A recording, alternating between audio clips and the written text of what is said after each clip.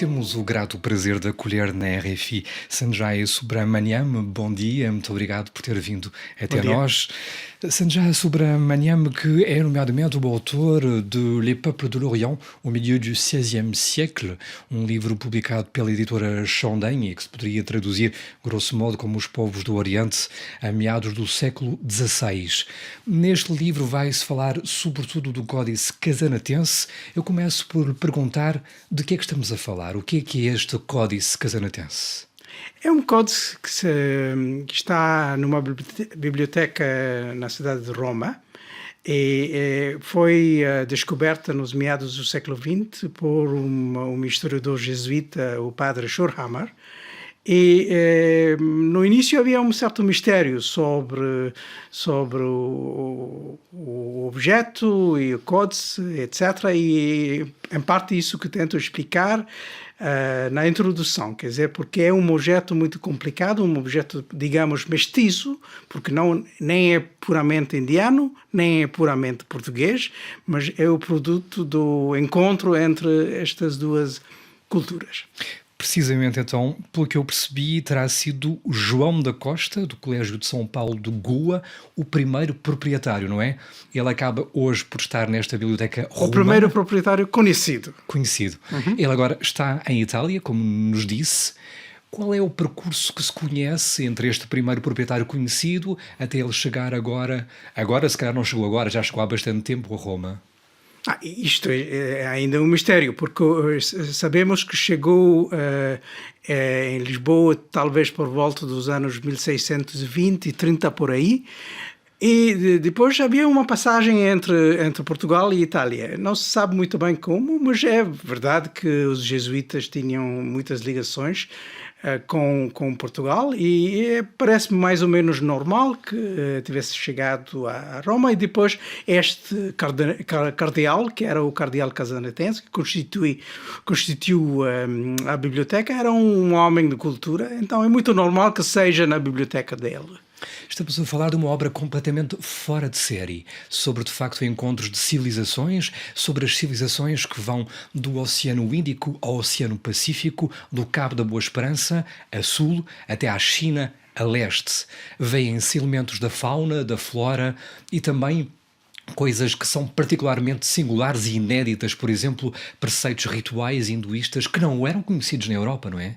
Na época, não. Pois, e é isso que dá todo o interesse a esta obra. Em primeiro lugar, é necessário também manter em vista que no século XVI, na Ásia portuguesa, não há muitos, digamos, objetos pintados com ilustrações, não é? As crónicas existem e foram publicadas, João de Barros, Fernão Lopes de Castaneda, mas estas crónicas não têm ilustrações na época. Isto é diferente em relação com a América Espanhola, onde havia muito mais em termos de objetos deste tipo, e por isso também que pode ser visto quase como um objeto único. É um objeto único, portanto, um autor anónimo, não é? Não se sabe se seria um indiano, um português, um mestiço, não é? Ao fim e ao cabo, a grande maioria das pinturas que aqui constam serão, porventura, aguarelas. Sim. Aliás, sabemos que o pintor, os pintores, porque é também possível que haja mais que um, que tinham uma cultura indiana. Isto é importante.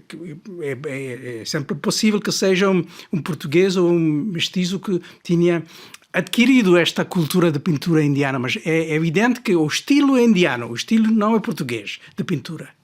E ao fim e ao cabo, as legendas estão em português, o português, obviamente, do século XVI, que já não é o mesmo do século XXI, onde estamos. Muitas vezes aparece aqui a referência gente daqui ou dali, chamados isto ou aquilo, habitando ou morando aqui ou além, não é? Portanto, de facto, e isto, como dizia, por passando por profissões, por ofícios, não é? Nomeadamente ao longo das várias latitudes, passando pela Abissínia, a Etiópia, a Núbia, os habitantes do Cabo da Boa Esperança, o Golfo Pérsico, o Iémen, a Turquia, o Estreito de Hormuz, a Pérsia e a Índia, obviamente o Gujarat, Goa, Patra Bengala, Sri Lanka, Mianmar, Malaca, na atual Malásia, Indonésia e China. Fica de fora o Japão.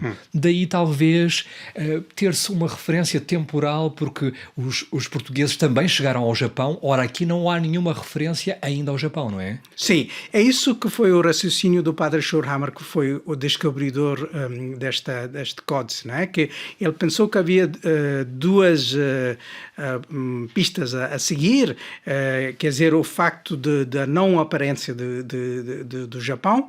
Os portugueses chegaram no Japão por volta de 1543, mas então ele pensou que foi produzido este códice talvez nos anos 40 ou inícios dos anos 50 do século XVI.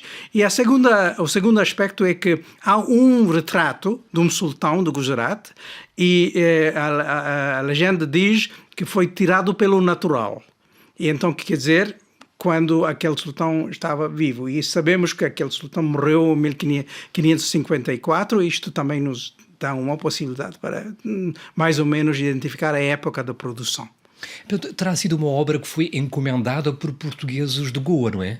Provavelmente, sim. E mais uma vez, não sabemos, não temos a certeza, mas parece assim. Então parece que foi encomendado por um português, ou vários portugueses, e eu penso que devia ter sido portugueses que pertenciam, digamos, à burguesia de Goa, o que se chamava na época os casados moradores, né? Que é um grupo que tinham talvez uma centena de pessoas, mas nem todas com as possibilidades financeiras de encomendar uma tal obra. Então podemos identificar talvez 20 pessoas que teriam sido o grupo dos comendadores desta obra.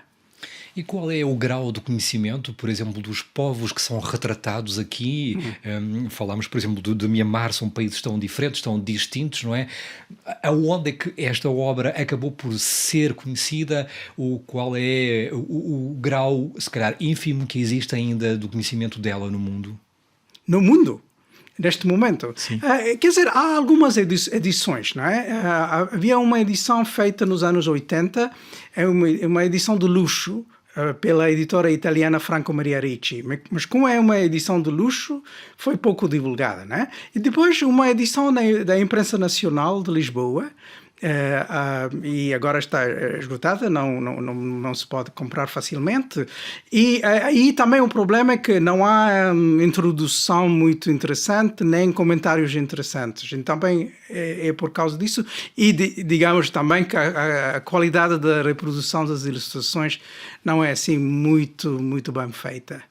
O senhor é historiador e especializou-se muito em história económica, trabalhou muito não só sobre a Índia, mas sobre o sul da Índia, sobre a presença portuguesa também. Como é que foi preparar esta obra? Houve algumas dificuldades especiais com as quais se deparou? O que é que foi mais complicado para si?